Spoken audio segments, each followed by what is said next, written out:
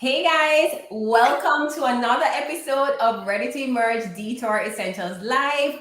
We are at episode 5 of season 8, which also means that we only have one more episode to go in this season, which I cannot believe. I know we said we're doing 6 episodes this season, but this is the second to last one. It went by really, really, really fast.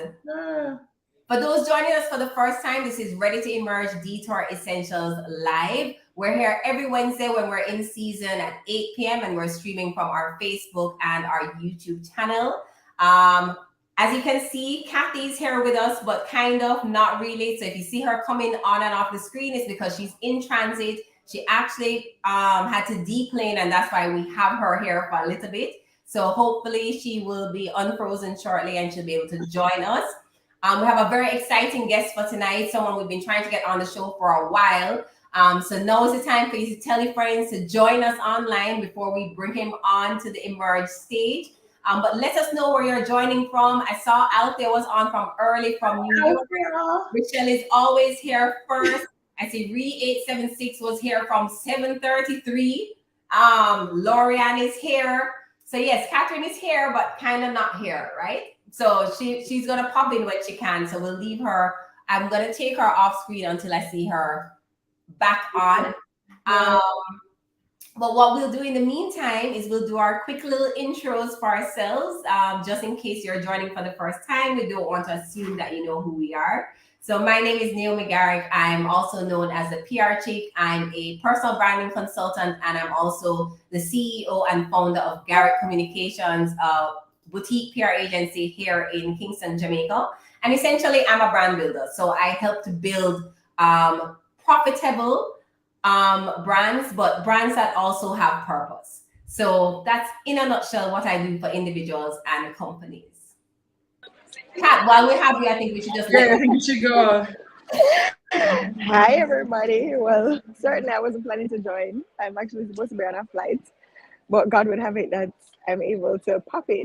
So I am Kathy Goodall. I am a leadership and growth coach. I am a people builder, a brand builder, and a very proud member of the Emerge Trio. Yay! Thanks, Kathy. You know, I was just thinking, it's because Kathy's private jet is they're fixing the tire. That's why she's flying commercial. Because normally Catherine would have done on her jet. She don't fly commercial. Hi, Kat. It's so great to have you. And guys, you are noticing that Naomi is doing like she seems very producer today. Catherine has left us alone. I actually don't know how to use the platform, and I figured it out. But Catherine is secretly saying, "Can I trust these two girls?" I think we just should tell them. So, guys, we actually started the show at 8:00, but I didn't press live. So we were, doing the intro and chatting and stuff. And then I realized that we weren't actually broadcasting. So, Kathy, can't wait to have you back behind the production wheel next week. This was fun. But proud of you. Proud of you, because if it wasn't for you, we wouldn't be able to air tonight. We wouldn't have the show tonight. Just run away and hide because I don't know what to do. But guys, my name is Rochelle Cameron. I am an attorney at law. This year, actually celebrating 25 years in practice. Yay, 25 years, I'm a big man.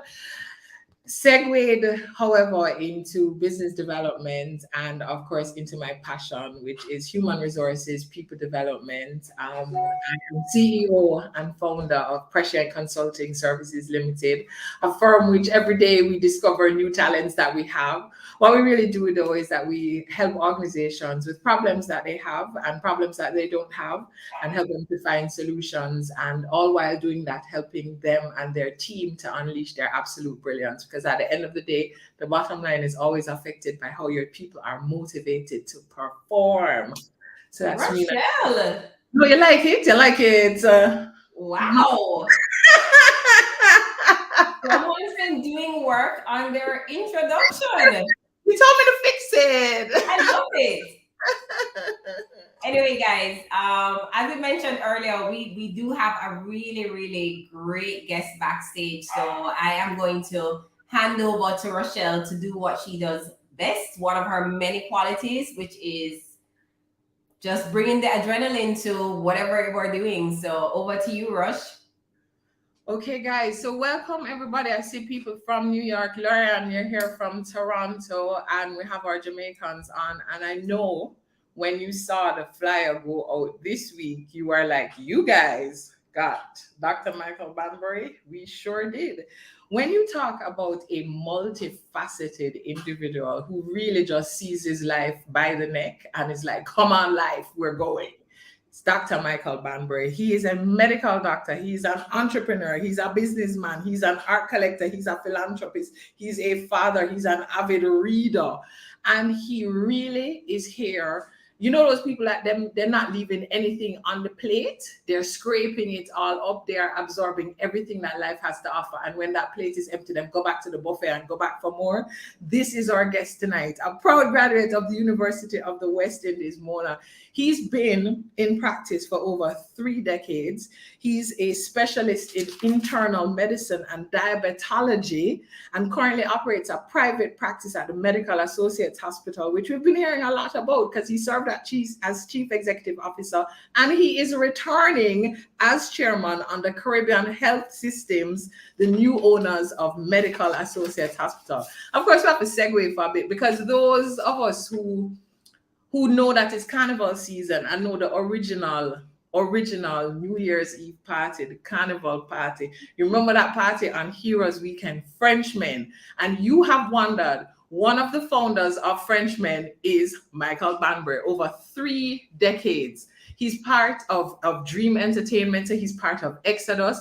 So along with his medical practice, and with being co-founder and director of FirstRock Group and chairman of FirstRock Private Entity, a fellow of the Royal Society of Public Med Health, a fellow of the Royal Society of Medicine, honorary counsel to the Republic of Indonesia in Jamaica. Him bungle all of that and still is able every single year with Frenchmen, with Dream Entertainment to put on amazingly successful events for entertainment. So sometimes when we say to ourselves, we don't got time, we can't manage so much things, remember Dr. Banbury, where we don't let life just run along, seize it by neck, draw it along, and say, round of applause, put your hands together as we welcome this absolutely multifaceted individual. Please go tell your friend them no on the stream. Dr. Michael Banbury, welcome. Oh, thank you. Thank you so much, Rochelle. Thanks. I'm very happy to be with these beautiful ladies who are entrepreneurs in their own right. It's very exciting, really, these young ladies. We're so excited to have you, Doc. We go back and forth on this because Dr. Banbury is actually my doctor as well, but he tells me I should call him Michael, but it's just very weird for me. So we'll see what I say. Yeah, actually, I prefer. Well, I don't use a doctor much anymore because I think I've been practicing so long now. If you don't realize that I'm a doctor, I don't know that I'm a doctor. I mean that to be very unusual, really. well, you call him doctor, I Yeah. call him uncle. So But what I don't does really that use mean? doctor anymore. I just use Michael Banbury. Yeah, let's not use that one, Catherine, for today's show. I mean, I can't refer to him as anything else, so I'm not really sure how this conversation is going to go. Tonight it's Michael, okay? No, that's impossible. So one thing about our Emerge Detour Essentials Live is that we always want to know, or our viewers to know about the journey, right, of whoever we're interviewing. And based on what Rochelle shared, you have obviously had a very interesting, fascinating journey, actually, with all the different things that you're involved in, from being a medical practitioner to business, entrepreneurship, entertainment. But what we want to go back a bit even before all of that started to know, like, just where did your journey start and how did it lead you to even being a medical practitioner? Is it something you always wanted to do? Tell us a little bit about the Michael before all of this. Yes. For instance, I mean, I always wanted to be a doctor. When I was 5 years old, I got a gift at Christmas from a family member, which was a doctor's kit, a childhood doctor's kit. You know those kits with the plastic stethoscope and so on and so forth. And from that point onwards, I always wanted to be a doctor. Then there was this doctor who, I lived in St. Thomas at the time. There was this doctor who practiced in Morant Bay, and he would come to my neck of the woods, which was Duck and Field in St. Thomas, twice a week. That was Dr. Adrian Bonner, actually, of blessed memory. And he used to drive a lot of different kind of cars, very fast cars, convertibles, etc. So I used to go down on Tuesdays and Thursdays down to the roadside just to watch him pass, you know. So I always link being a doctor with having cars as well. Wow. So currently I collect cars. Not really, I mean, I don't have that great a collection, but I have a fair amount of cars, you know. That. Then I went to university. I went to university and studied medicine, and that was it. You know, I practiced for a long time. I say I'm still practicing, actually. But I feel like You you know, were always then not, you want okay. to know how I got from medicine into business? Yes. Hello, are we on? Yes, Yes. we're Are you hearing us? We're hearing I you. think we're frozen. Am I frozen? No, you seeing us move? Hello. We're hearing you, Doc. I can't. Let me see what Hello. here. We're here. We're hearing you. Oh, you're hearing me. Sorry. So what? We're hearing you So fine. I'm seeing you too. yeah. So what's the next? You want me to know how I move from medicine into business? That's what you were about to go into. Yeah. Okay. I've always wanted to do business, actually. So my first business venture was really real estate development. And I built that apartment complex at the corner of Constant Spring Road and that road that goes to Queens. What's the name of that road? Queens High School. Constant Spring. I know that. The development is called Gardens of Constant Spring. I built that development during some very turbulent times in Jamaica during the time when there was a FinSAC, rising interest rates, etc. So, and it wasn't very successful for me, but thank God I came out okay. That was the first venture. Very, very stressful period because I didn't know anything about business. I just did it because I felt I could do it, you know. Wow. And then the next business venture was, apart from entertainment, the next business venture was actually Caribbean Airlines. Caribbean Airlines was actually my company, my name. We had a low budget airline that flew from Kingston to Miami and from Montego Bay to Miami. We operated for 1 year and went bankrupt. And Caribbean Airlines actually bought the name from us when they were changing from BWIA to Caribbean Airlines. So Caribbean Airlines was officially my group had that name. You know, we were on Concourse B. It was a very exciting time. We had to go through hearings with Air Jamaica to prove to them and to the Ministry of Transport in Jamaica at the time to prove to them why there was a need for another airline, a low budget airline. That hearing lasted 3 weeks, almost every day.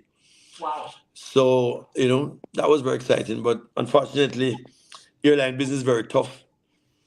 And it led to us closing after a year, which was very unfortunate. But that's how it is. In business, you win some and you lose some. Then the entertainment business started back in 1993, 30 years ago, when a group of us, friends, 3 of us actually, were having drinks one Sunday back in November of 1992. And we decided to have a party, you know, so we called some other friends and we ended up with 6 of us. And we started the friendship. And the first party was on January 1st, 1993. Wow. And that was, and it's, of the 6 of us, unfortunately 2 have died, 1 migrated, and it's left 3 of us now still doing the parties. We have events coming up in Carnival. We had a very successful event on January 1st, which we call Climax. Yeah. And so we're in Carnival this year. How did you get the What was name that? Richmond? Oh, we got the name Frenchman because after having a few parties in Kingston, we decided to have a beach party, and we went to Frenchman's Cove in Portland. And Okay. one of our members said, let's call ourselves the Frenchman," and that's how we called ourselves the Frenchman. Very nice. Definitely know that. Loved when Frenchman was at in Portland. That's the original go-to Original. Repeat that. inclusive. I said I loved when Frenchman was held in Portland at Frenchman's Cove. That's the original. Yes, that's the original one. Just That's got too the big for the real beach. exciting one, the beach party. Yes. Yes. Got too big for the And beach. then no, I've always wanted to be in the financial space, but I never knew how to get there really. So I didn't know how to do it, how to execute it myself.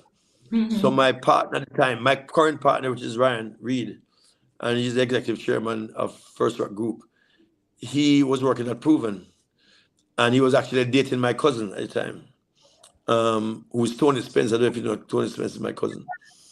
And I invited Tony to crew for a drink and asked her if she thought that Ryan would leave Proven and join me in forming a company. And she said, no, there's no way that would happen. So, but I made a direct call to Ryan, and we had a meeting, same place at crew. And I told him what I thought the vision could be. And he said he's ready. Let's go. And that was it. The rest is history. Wow. So Ryan basically runs the company. He's trained in finance and so on. I'm not really trained in finance. I'm training myself in finance now. So it's very exciting. It has been very successful. Absolutely. I mean, we have some very specific. We have a lot more questions because I mean, you're seeing all of this stuff, but this is so much information and just so many things that you had or your hands have touched over so many years, over the last 30 years especially. So I know we want to ask some more specific questions in each of those areas, but before we get into the heavy stuff, Doc, you don't have on your signature bow tie tonight, right? But we know that is a part of your personal brand. Where did that start? My father really. My father used to wear bow ties, and I really like it. And when in medicine, you don't want to wear a tie because it gets soiled, especially when you're doing stuff like surgery and gynecology and stuff like that.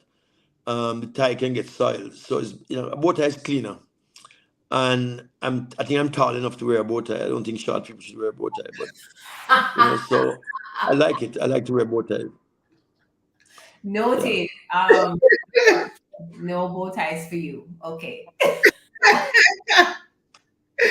Doc, as you were going through just all of these various ventures, and all of them are not linked because medicine is not linked with Frenchmen, nor is it linked with finance. One of the things that's fascinating about you is that you're not afraid to try something. You said businesses, some will make it, some will fail. What is it about you that says, let me try this. Let me just try it. All right. Area. If you see an opportunity, if you're an entrepreneur and there's an opportunity, you're going to try and find a way to get it done. And you clearly have to try and mitigate against all the risks of failure, but there are going to be failures. But you can't make the failure keep you down. You know what I mean? Yeah. It's just part of the experience. You have to get stronger from the failures, realize what you have done wrong, and in the next venture, you don't repeat the same mistakes. For instance, if what I did not do and what I would advise all young people or anybody for that matter who plans to go into business and who is not trained in business is to learn how to read financial statements. Yeah. If you do not know how to read a financial statement, that means a balance sheet, profit and loss statement, a cash flow projection, you are really behind the 8 ball. So, and I never did that. And it's something that I encourage everybody who wants to get into the entrepreneurial space and into business in general to learn how to do that. Yeah. And all that information is online, or you can get books, you can read it, you can do courses. Harvard offered courses, Wharton Business School offered courses. And I think that's very important. And I would encourage people to do that. And as you mentioned, young people, You have partnered with friends in the past for various business ventures, but one of the things too is that you're not afraid to partner with young people. So you'd have seen a particular talent with Ryan and you reach out and you're like, that's the guy. You're just not afraid to, with young people, what about young people? Because, sometimes young people don't understand what it is about them that will attract other people to partner with them. What are some of the characteristics that you look for when you're partnering? When I'm partnering, Yeah. drive and see an entrepreneurial spirit like what I have. But Yeah. what scares me the most is the retirement mentality. Friends of mine in my age group, a lot of them are in a retirement mode. I don't believe in retirement at all. I think retirement is a very dangerous space to get into. It leads to poor health, etc. Young people are not in that. Young people speak about things that they want to do next, business ventures and so on, and that excites me. And it keeps me young. So I prefer to hang around with young people really.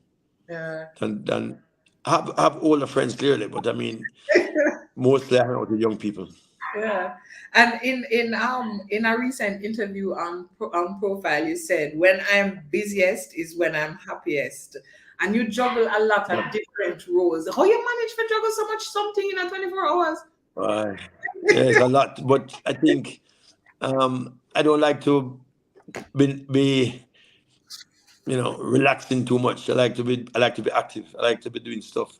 I like to be multifaceted. My multifaceted approach really came about because there was a politician. I don't know if you know him. I can't call his name. No, he's dead now.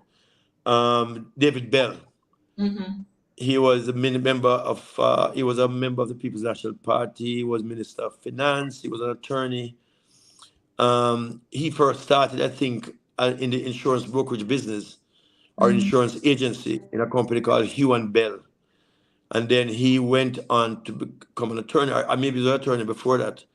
And then he went into politics, became a senator, I think he ran a seat, and he became Minister of Finance. And when the party lost, he went to the World Bank as, an officer, whatever, in the World Bank. So I thought his life was very multifaceted, very attractive. I mean, I said to myself, why should anybody just do the same thing forever? I mean, that's so boring. You must have other interests. I mean, it doesn't necessarily have to be business. It can be, you can become a chef. You can do anything. Yeah. Anything that your mind can conceive, I think you can achieve. I really believe that. Roshi, did you know that Doc likes to garden like you? Me gardening, That's I what I like to read in the garden, but article. Yes. yeah, I do, but I'm very bad at it. I'm not good at it. I'm terrible at it. Most of my plants, I mean, die. I don't have the green thumb, but Yeah. I like to see the flowers. I like orchids. Doc, I was like you, I don't know what kind of thumb you'd call it, but nothing survived, not even succulents. But I was so committed to making this one orchid survive. And when it did, it just motivated me to make like everything survive. And now I have thriving orchids and all kinds of other plants. But yeah, I was a whatever the opposite of green thumb was for sure. But for the majority of my life Yeah. until maybe the last 4 years. So, Doc, you always talk about clapping yourself. You always encourage people to celebrate their accomplishments. Yes. How has that helped you personally and professionally to remember to stop and celebrate your accomplishments? Yeah. To be honest with you, I don't celebrate them publicly. I'm not that kind of person, really. But I celebrate it with my friends and my colleagues. Every business venture we do that's successful, we have some type of celebration, really. I know Naomi is one to say, I always say, clap yourself. Oh, listen, Um, every time if I yeah, go to have an appointment with Doc, and he always wants to know what's happening in your life. That's one thing about him. Like he wants to know what's new, what's hot, what's happening, what's going on. Every time, whether it's on WhatsApp or in person, he wants to know what is happening. And if I tell him something that I did, he always says, clap yourself. yeah, So where because did I that came come from from? Miss Lou. Come from Miss Lou. Miss Lou had a program called Ring Ding.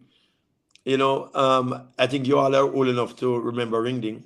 Maybe. And she always used to tell the kids to clap themselves after they did something positive. She said Yeah. to clap them. So she said clap them. I thought that was very funny. Uh, And I use it all the time. We use it all the time, but it's great because sometimes I will say to myself that I need to clap myself because you don't need to wait on other people to clap for you. mhm. No, yeah, clap your own self. That's important. So you know what Yeah. was So and when you were talking about the fact that you love to be around young people and you get those ideas and you're not in the retirement mentality. We had actually interviewed Ryan a couple seasons before, and one of the things that he told us he does is he I think twice a week he has these different meetings, and one is always with someone that is older than him, and it's just for like a drink or something. So it's almost like he's also doing the reverse of what you're doing, so that he's learning, from those before him. Whereas you are like trying to get the energy and the youth and still feel invigorated from the younger people. So I find that And very 9 times out of 10, I'm sure it's with each other. right. So it's complement each other. That's good. Because it's good to learn from older people, I would imagine. And also to get the energy for the older person to get the energy from the younger person. right. I think they call it reverse mentorship. Yeah. Yeah. Yeah. And the thing is that even as you are talking about not getting ourselves in the retirement mode, that you keep yourself plugged in, you keep yourself in the buzz and with what's going on. And you talk a lot about reading, like you need to be educating yourself. So you don't know about business, like you need to learn about financial statements. Go and read some. Go and do a course. You read a lot. And again, I keep wondering at what point in the day you find to stop to also read, to also be educating yourself. In terms of reading, how important is that to keep ourselves plugged in with reading and with just continuous learning?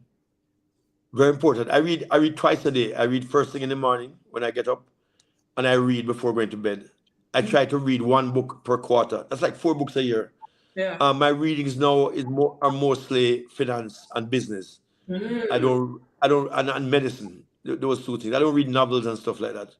Um, it's very important for you to, as Elon Musk said, you don't really need to go to university anymore for a lot of the disciplines, because everything is either online or in books. Why do you need to go to university? Don't have So an excuse. I've done courses at Harvard, I've done courses at Wharton, and elsewhere as well. And you can teach yourself, as long as you have the discipline to finish what you have started. And I think that's what a university education teaches you. That's all it does, really. Teaches you that you must show up and you must, stick to what you plan to do and finish it. Mhm. That's the main thing that a university education teaches. Apart from the fact that, like my profession, where you need a license to practice, but like a history degree or a biology degree, just teaches you basically how to be disciplined and how to finish what you have started, Mhm. and you can apply that to anything. To anything. And as a professional, because one of the things I always say is that most lawyers don't know anything about business, because in our professional training, just like with doctors, there's not necessarily a business component, but you end up in a lot of instances running a practice, which is a business, dealing with people, dealing with money, and then all of the travesties that happen with that. When you're talking to professionals, because you do so many different things, in talking to like even young doctors now, what do you encourage them to do in terms of that, just that broader training, so that you're really keeping yourself plugged in? I teach them to educate themselves in business, with the financial statements in particular, especially if they're going to run a practice. But apart from that, I've reached out to the individuals at the university level that they should start to teach a business course in the medical faculty, during in the medical faculty of sciences, because we are not taught anything about medicine. As you rightfully said, most doctors will go out and open a practice, handle people's handle money in the law, for instance, in the law, being a lawyer, and they don't know anything about how to Run a handle business. money, how to balance a checkbook, how to invest, etc. Nobody teaches them that, Yeah. and Yeah, that's I a think problem. same is true for a lot of other industries. Mm-hmm. Music, there are so many other industries that is true for. You learn the skill set, but you don't learn how to apply it in the real world and what are the life skills that you need, especially applying business to your particular industry. Right? True. Yeah, That's a that's very true. serious problem. Yeah. So, I mean, we all know that you have a very outgoing personality. I've had the privilege to know you for a very long time. And Yes. for me, you've always been a family man. Um, Most of the time growing up, especially at prep school, you see the mummies, but you don't usually see the daddies. But I used to see you. Yes. So, I mean, how do you balance all of the other things that you're doing with your family life? And you have lots of children and grandchildren, no? Yes. Yes. I try to have a very young son. I don't know if you all know that. I have a son that is he'll be 2 in July. No. Uh, and he's younger than some of my grandkids. I mean, all of my grandkids actually. Um, but I try to go to activities that my grandkids are involved in, as best as I can. I don't have young children apart from Ethan, which is the youngest. Mm-hmm. Kathy, you know all of my kids, my bigger kids. In fact, you went to school with Gabriel, I think. Definitely, yeah. So basically, I try to be present when there are activities going on with my grandkids at this time, and I support my other kids as well. Emotionally, and other ways as well. Once you become a father, you always will remain a father. Yeah. You never ever stop being a parent. Absolutely. Yeah. Yeah. Because you mentioned St. Thomas, which high school you went to, Doc? I went to two high schools. I went to Morantby High School, which is Mm-hmm. in St. Thomas, up to second form, and I went to Meadowbrook High School from third form onwards up to sixth form. So you spent a lot of your early years in St. Thomas. Can you take us Yes. back to what was young Michael like? What was your family life like? You mentioned your dad and stuff. What was that like? I live. That's a very interesting question, actually. Um, hold on. A very interesting question because my father was very much older than my mother. When he got married to her, he was 51 and she was 19. Wow. And they had 4 kids, of which I'm the youngest. But my father, we lived on a sugar estate Mm-hmm. in St. Thomas. And I can tell you that was the last bastion of colonialism in Jamaica, as far as I'm concerned, where there was absentee ownership of the plantations. The, Yeah. the plantation was owned by Scottish people, Mm-hmm. and my father was actually the overseer of that plantation. So he never wanted his children to go to school with the children of the people who work for him. Oh. So we went to private school in Kingston at age 5. We boarded out in Kingston. Think about that. Wow. Can you think about that? At age No. 5, we went to No. Kingston to school to board with people who we never knew, with families who we never knew, because he never wanted us to go to school with the same um, people, with the children of the people that worked for him. Mm-hmm. You know, so that was very. I don't know. I don't know what the impact that has had on me. I really don't even know what it Mm-hmm. has done for me, really. So my next That venture, was really, for as it how, relates to that, that was for how long, Michael? eh? How long were That was you? for how long? Yeah. We went to school from we were 5 years old all the way through until we came back to first form at Martinby High School at age 11. Wow. So that's why, and I was the last to go because I was the last one, Mm-hmm. and Right. I went at age 6. But my siblings went at age 5, all of them. I went at age 6. So I had homeschooling for 1 year from age 5. In those days, whenever I went to school early, like I said, kids going to school now at 18 months, 2 years. Yeah. We went to school at age 5. That was a British way. That was an English way. Mhm. So I had age homeschooling when I was from 5 to 6. Mhm. A lady came to the house and taught me how to write. I don't know, that wasn't very successful because I write terribly. Listen, But you know, That must be a trade for all doctors. It's a requirement. I I literally guess I just have to write so much. fill a prescription that he wrote, and the lady was just like, "I know this is from Dr. Banbury, but I don't know what the name is right here. What is this name right here?" So, yeah. So because of that experience, I'm trying to write a book, but I don't know where to start. In fact, I'm seeking a ghostwriter actually. I'm actually talking to one. Recently, I've been talking to one just to write the book, to put down all of that in a Yeah. document, in a novel. The name of the book will be Charlie Hill. That's where I used to live in St. Thomas. And it will be dedicated to my parents. Yeah.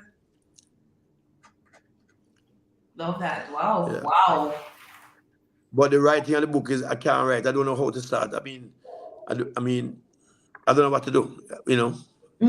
So I'm going to have to ask a ghostwriter. Have a ghostwriter.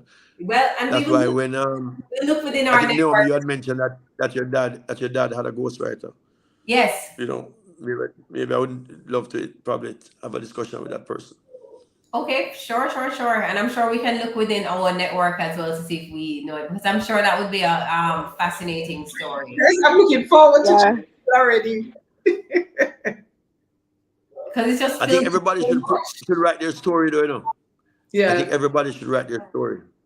I agree. So something I say all the time is that, we literally are all the stars of our own movie. Because every single human being has led a very interesting life that's different from anybody else's experience. So Yeah. anyone could be the Sure. star of their story. And I agree. I think it's very important that, for the most part, only we know that story unless we share it with others. And the only way to really do that is to speak about it or to write it in a book, in a journal, so I think that's great. Yep, I agree. While we still can remember. We still can remember. And we always think that the story is not that interesting until we tell it and we realize that people Right. themselves, they also get motivation of what they are in fact capable of doing when they say that it can be done. Yeah. What doc? Yep. You also do like diabetology. But I have to look. I pronounce it right? Diabetology? No, it's an area of medicine that I have an interest in, really. Okay. So I've treated a lot of diabetic patients. So from that perspective, yes.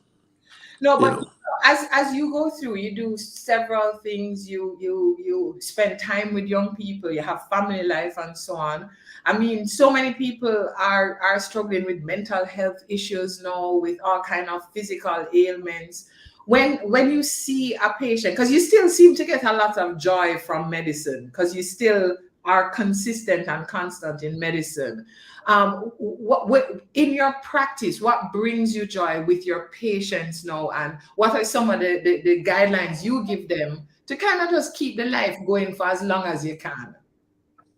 To be honest with you, I'm kind of bored with office practice, with seeing patients in the office. I mean, I've done that for a long time. I have along with my partner, Dr. Karen Phillips, we have a vibrant hospital practice. And what gives me joy basically is to treat people in hospital who are quite ill and to get them better. Yeah. That is a big challenge, and it's really fulfilling, really, when somebody can really be very, very sick at the brink of death or significant discomfort, and then they really get better and get back functional again, back into normal day-to-day activities and so on and so forth. That's very fulfilling for me right now. And But hospital practice is boring. Hospital practice is getting boring. the office practice. Yeah. Office practice. Boring, yeah. kind of boring. Yeah. So outside of medicine, Mhm. go ahead. Outside of medicine, where do you think you get the most fulfillment? Business deals, doing deals. Yeah, looking at deals. Yeah, that really, really excites me. You know, So we've been seeing you guys as a group getting into so many things. You've launched new businesses, you've acquired new companies. I mean, Rochelle talked about the Exodus acquisition with all the real estate we knew about before, but you're diversifying. There's Dequity, there's all these other companies that are branches coming out of, you know, all of the other acquisitions that you have done. So you guys have helped several other businesses to start and to grow. It's not just about what you're doing directly with FirstRock. So the impact that you're having in the business world, helping people to pay attention, because the truth of the matter is, I mean, we know that Ryan is young, but to know that he has somebody that's so supportive behind him, I mean, that's a big deal.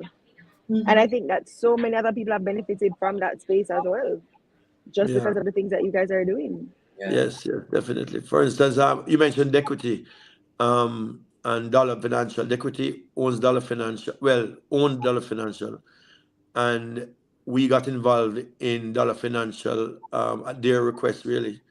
Their need for to grow the business, so we got involved financially, etc.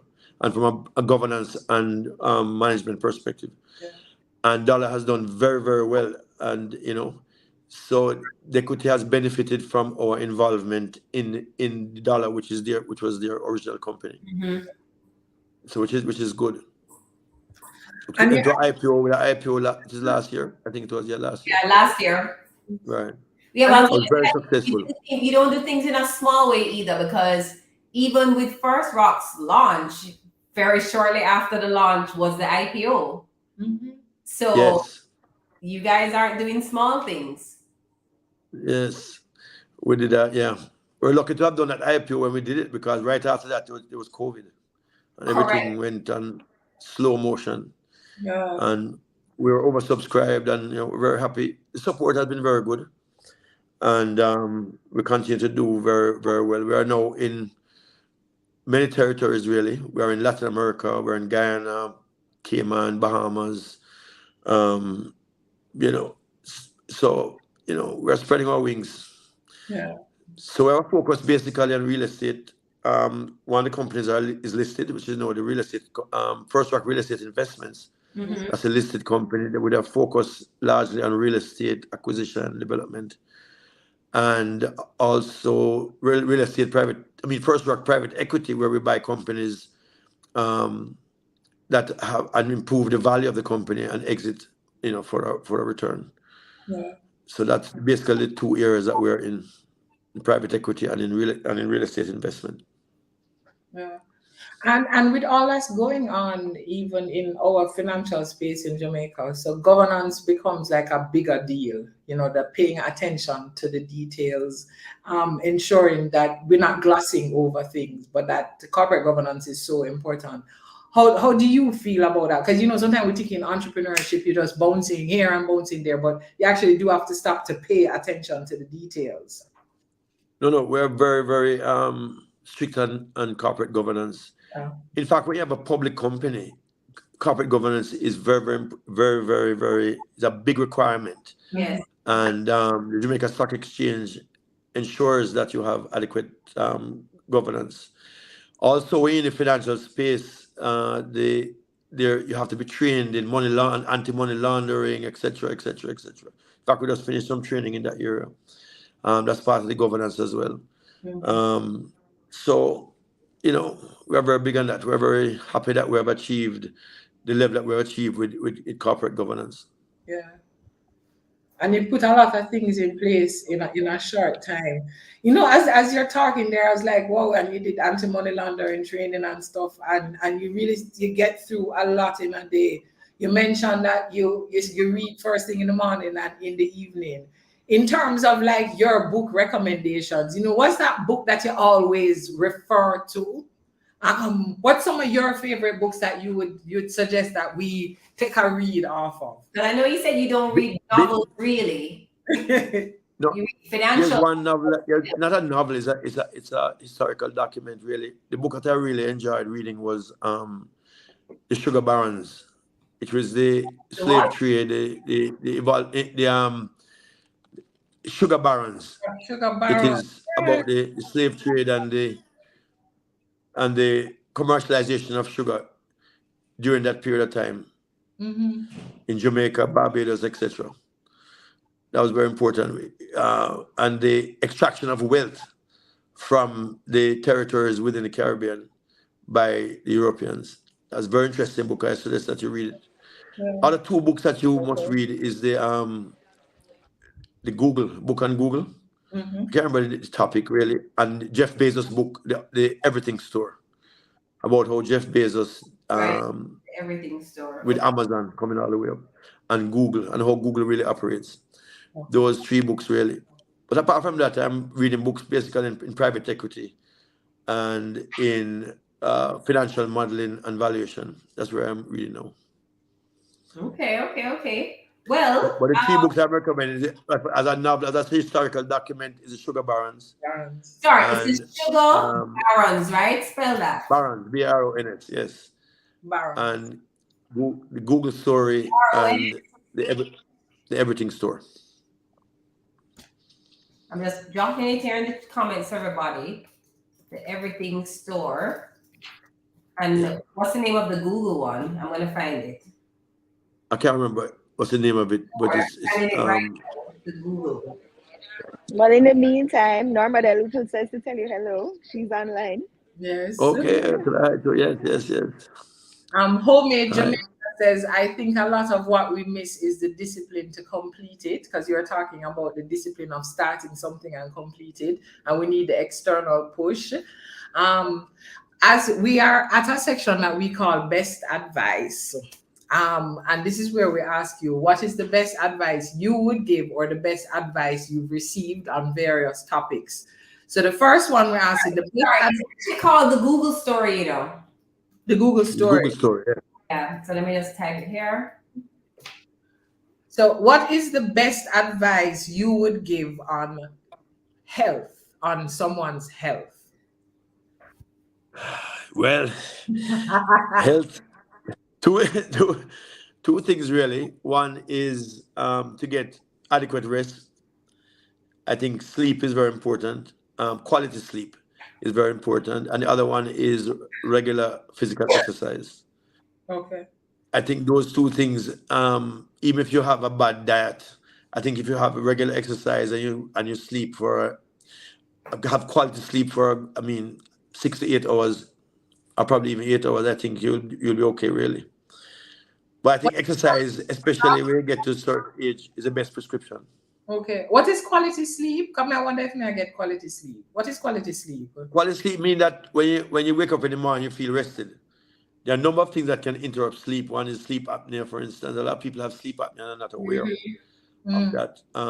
Where they sleep, yes, but when they get up in the morning, they're still feeling tired. They got brain fog, stuff like that.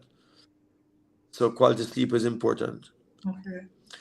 And exercise at least 3 times a week, I would think, is good.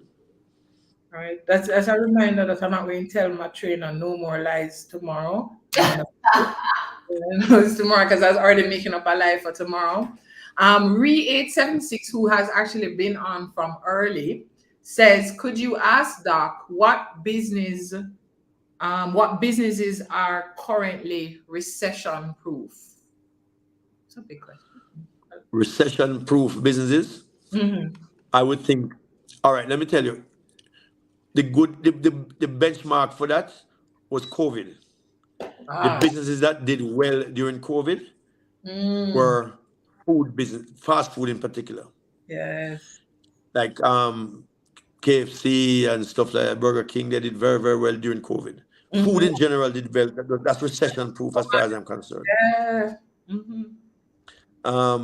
Apart from that, I think every other business is, subjected to some type of recession or some macroeconomic turmoil that could occur within a country. You know what I mean? Yeah. It's just that you have to just try and be vigilant against these possibilities. But recession-proof business, definitely food. Food. We had another question too from Homemade Jamaica. As an entrepreneur looking for investment, where do you suggest we start? Or where are you supposed to start? An entrepreneur looking for investment. You mean to do a business or to just invest? That's a good question, Homemade Jamaica. Let's see if she will give us some more clarity on that. So while we're waiting on Homemade to respond to that, we'll go back to best advice.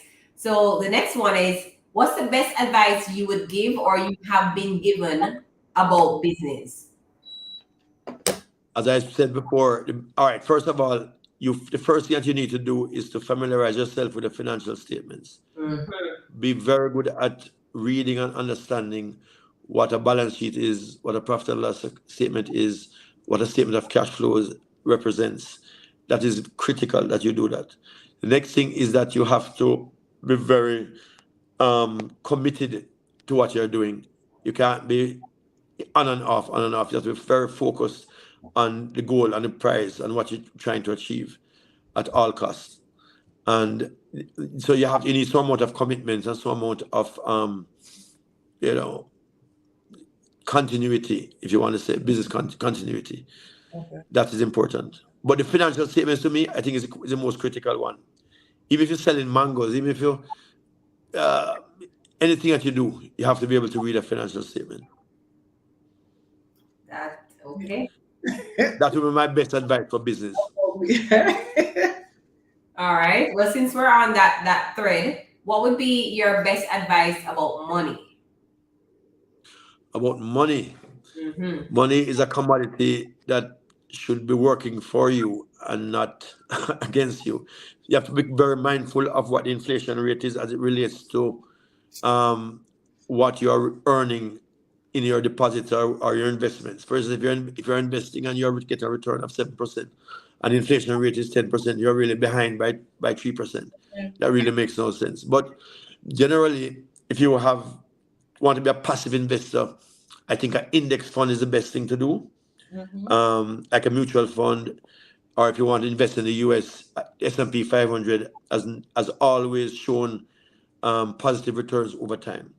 So if you don't want to be directly involved in watching the business day to day, just put the money in a mutual fund that is generating returns above the inflation, or in any other index fund really.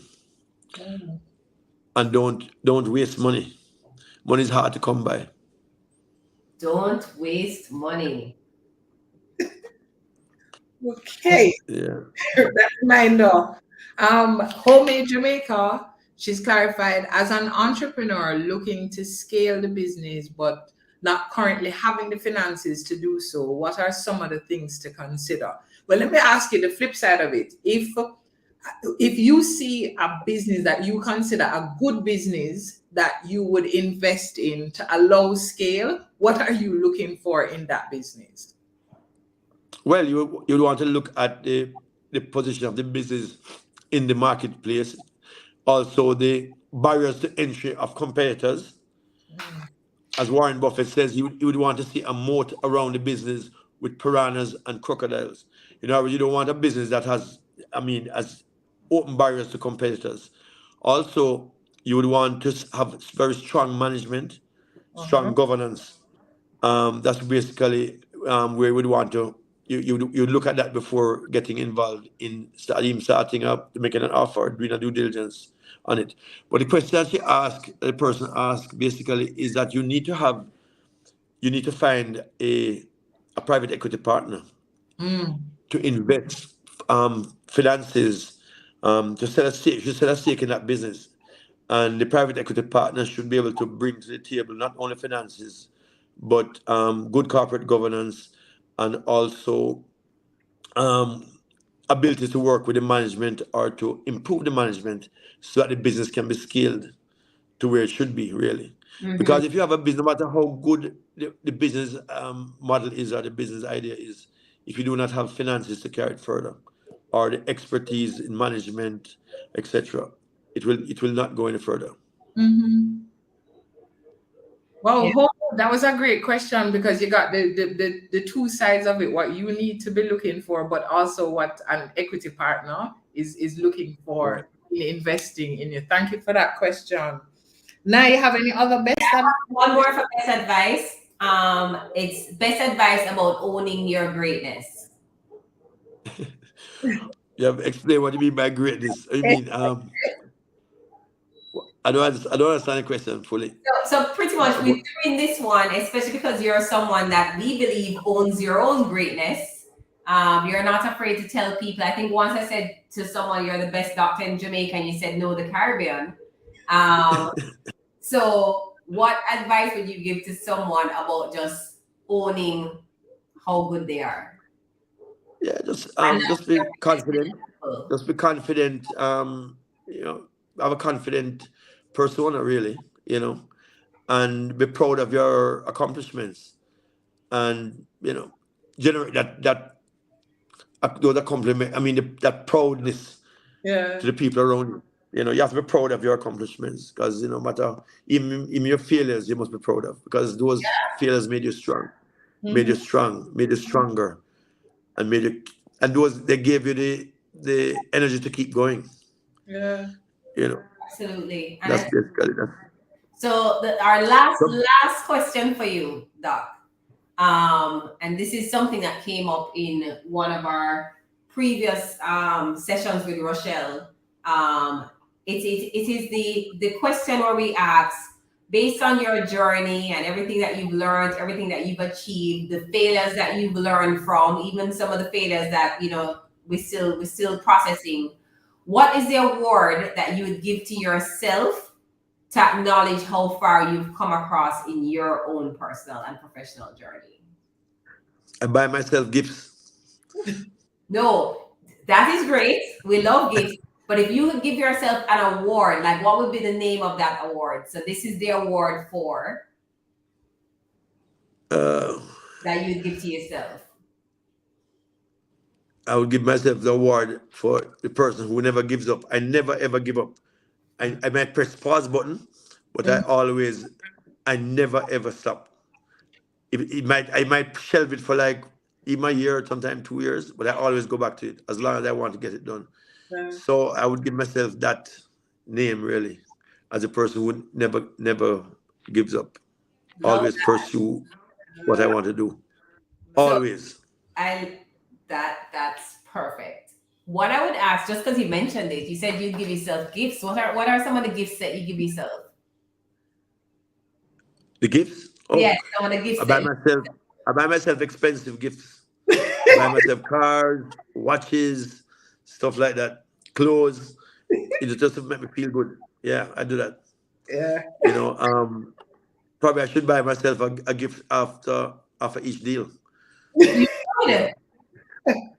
You should, absolutely. In fact, a colleague of mine, I'm not going to call his name, investment banker, he gives himself a watch after he completes every deal. So he collect watches. Because there's a thing about and I read about this all the time, that you have to. Your brain should want to anticipate the reward at the end of something. So they say it is very important to celebrate yourself and to give yourself some kind of gift. So for some, it may not be a car and a Cartier watch. It may be a day at the spa, or it may be some kind of treat or a dinner or a pair of shoes or whatever. But the more that you do that, your brain wants to receive more of this. So it's going to find ways for you to successfully complete something in anticipation of that reward. So it is important to gift yourself things when you have accomplished something great, because it makes you want to do more of that, to do that. So what I've started to do for me personally, when I close specific deals with clients, there is some of that is allocated to reward myself for completing that project. So I am there. It's not a car yet. But we're there. Yeah, we're heading there. And yeah, it's very important. Very important to reward yourself. for labors. It's a hope of reward that sweetens labor. Yeah. You know, so after each challenging um, process achievement, I think you should reward yourself. It doesn't have to be yourself. You can reward your family. You can, but somebody Yeah. should benefit from that Yeah. materially. As you were I saying that, think. I remember when I was in law school, we had a professor who was from Ghana. And his whole thing was that he's like, every time you're up late and you're studying and you're going through this, he's like, when you reward yourself, you must always give yourself a gift. But when you reward yourself and people say, what is that gift? Give to yourself, you ask them, where were you? When I was up, where were you? When I was struggling, where were you? and I remember that. And even for a graduation, the receipt of something at the end of it that says you've done it, it actually propels you to do more. And we have a note here from Branded876, and she said, he saved my life. He diagnosed my brain bleed. Yeah. Wow. I guess so. Yeah. Sometimes. Yeah. Well, you've practiced for 40 years. I must have some people. We would hope so, right? We would hope so. I would hope so. Yeah. I guess. Well, on Dr. Banbury, Michael, thank you so much for taking the time, because we know based on all the things that we heard tonight, we already knew you are a busy person. I would say productive person, because busy is not the best word. Yeah. We just want to take the time to say thank you for spending time with us tonight. This was like a masterclass in so many ways, even just that best advice that you shared at the end, very impactful. And we hope that our viewers will take away some of these salient points to really think about, we know it's Norma Williams, but he may not know it's you, Norma. So Norma is whose life you saved, Doc. Yeah, thank you so much for having me, really. I enjoyed it. And I hope that my inputs were, helpful. Yeah. And anytime, I'll come back anytime. But you have to come back, because remember, we're writing a book, Charlie Hill. Yes, Charlie Hill. Bring you back. So you're tasked to finding me a ghostwriter. We're gonna find you the best ghostwriter. So Doc, I know you're not active on Instagram, but he's actually on Instagram. I see him peeping up in sometimes, but I don't know how active. But if you want to follow Dr. Banbury on Instagram, you can follow him at Michael Banbury. As he said, he's seems to be, well, we don't know if he's moving away from the practice, but for right now he's still there. So you can always also reach out to his office directly too if you need to book an appointment, or maybe to even just talk about business, since this is what makes him happy, right? But thank you so much, Michael. It was a pleasure having you on the show. Just a reminder to everyone, this is the second to last show for the season. We have one more show next week. We have another exciting guest to wrap up the season. So we look forward to seeing you next week, Wednesday at 8 o'clock. Of course, you can follow at Ready to Emerge for updates. And don't forget to subscribe to our YouTube channel at Ready to Emerge. Share our videos. Follow us on Instagram and Facebook at Ready to Emerge. And we will see you next week. Next week. Thanks, everyone.